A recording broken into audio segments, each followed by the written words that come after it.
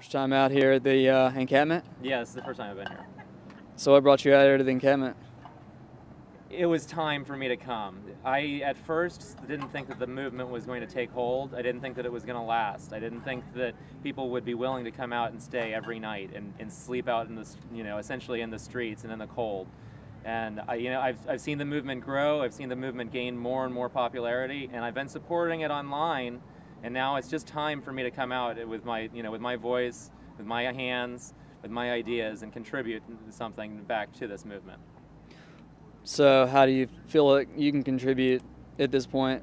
Online, I have a presence, a liberal fan page that has nearly 3,000 users that I reach out to. Which one? It's called the House Self-Liberation Front.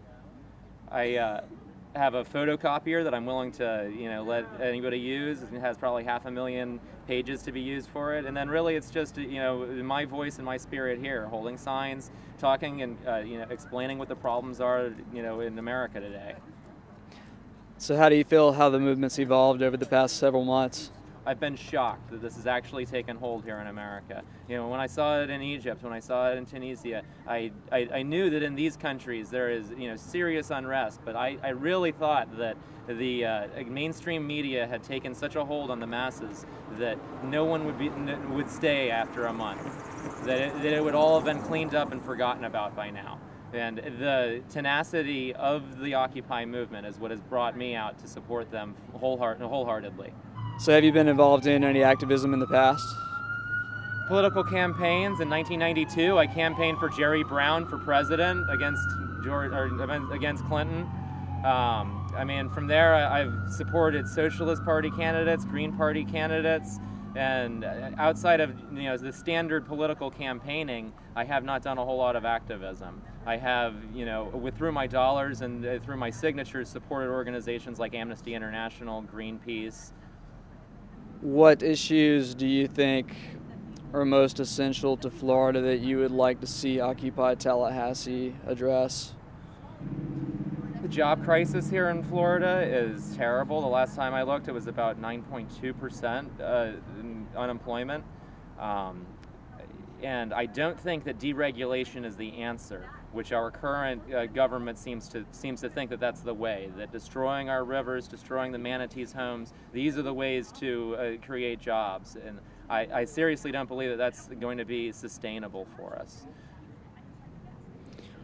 What's your opinion on how the media has handled the Occupy movement? With a few notable exceptions, I would say terrible. I got to give it up to Keith Olbermann, Ed Schultz, Rachel Maddow, and the strongest voice that is a real large personality, in my opinion, would be Alan Grayson, the former House representative here from Florida. And where do you get most of your media from? The internet.